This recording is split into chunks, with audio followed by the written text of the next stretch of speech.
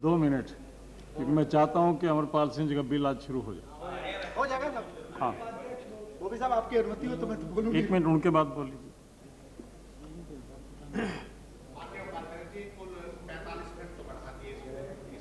हो जाएगा, don't worry. हो जाएगा, हो जाएगा, हो जाएगा।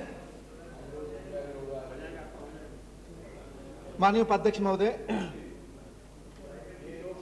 हमारे सहयोगी जो बिल लेके आए भिक्षावृत्ति को रोकने हेतु, प्लीज। मैं उनका स्वागत करता हूं और उनके समर्थन में मैं खड़ा हुआ हूं। उपाध्यक्ष महोदय, आजादी के 50वीं वर्षगांठ हम मनाने जा रहे हैं। मैं समझता हूं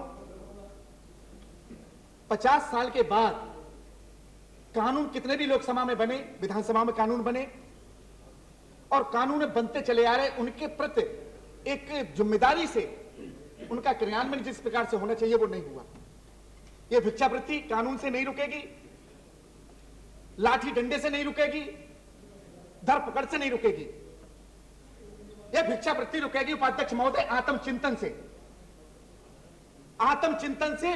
और मैं समझता हूं जितनी पॉलिटिकल पार्टियां हैं, मैं बड़े जिम्मेदारी से साथ कह रहा हूं कि रिस्पांसिबिलिटी के साथ कह रहा हूं, हम लोग मेंबर पार्लियामेंट हैं। हर जनप्रतिनिधि अपनी क्षेत्रीय जनता 12,60,000 मतदाता उसको चुन के भेजते हैं।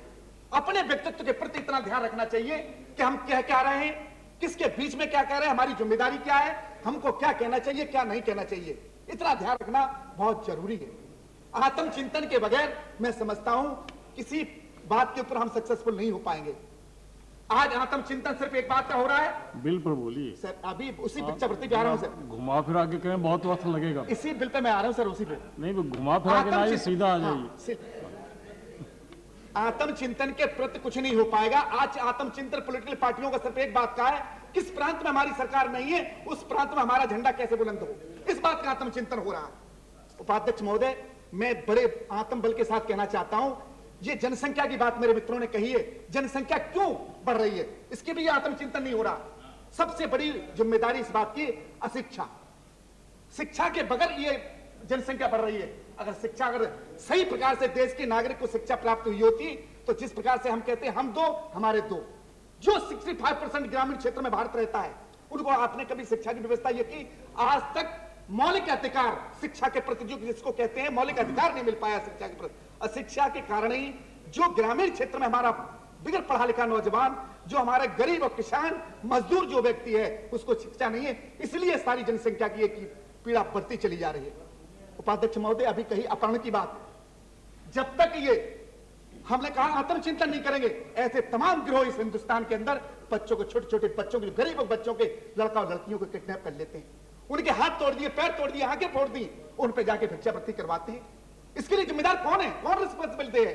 सरकार। सरकार की जिम्मेदारी यह है, मैं समझता हूं समूचे देश के अंदर किसी प्रकार की कोई व्यवस्था आती है ये देश में तो सरकार की व्यवस्था होनी चाहिए। पर कौन आत्मचिंतन कर रहा है? कितने लोगों को सजा मिली? तमाम बच्चे, आज बता रहा हूं उपाध्यक्ष महोदय, जिम्मेदारी के साथ हिंदुस्तान के अंदर तमाम गरीबों के बच्चे पकड़ने के बाद ऐसे सक्रिय गिरोह हैं जो इस पे भिक्षावृत्ति पे मजबूर कर रहे हैं उन बच्चों के लिए। उपाध्यक्ष महोदय, अब आप, मैं 2 मिनट कहा था, 2 मिनट का मतलब 2 मिनट है। नहीं, अब कंक्लूड कीजिए प्लीज। ठीक है उपाध्यक्ष महोदय, मैं आपकी बात का पालन करूंगा जो चेहरा आदेश कर रही है। मेरी तो सिर्फ माननीय मंत्री महोदय से यह निवेदन है कि ऐसे भाषण से कोई बहुत बड़ा लाभ नहीं हो सकता। आत्मचिंतन जब तक नहीं सरकार करेगी, कोई भी सरकार इस चेयर पर बैठेगी, आप नहीं कोई दूसरी सरकार बैठे, जब तक आत्मचिंतन नहीं, देश के भाग विधाता जो हम लोग चुन के आते हैं, ये आत्मचिंतन नहीं करेंगे तो कानूनों से और डंडा गोली से ये देश, न समाज, न राष्ट्र, ये समाज कभी सुधर नहीं सकता। जब तक चिंतन की व्यवस्था हम लोग सुधर जाएंगे तो मैं समझता हूं पूरा देश और राष्ट्र, समाज, प्रदेश, गांव, गली गलियार सब सुधर सकेंगे जब हम लोग सुधर जाएंगे।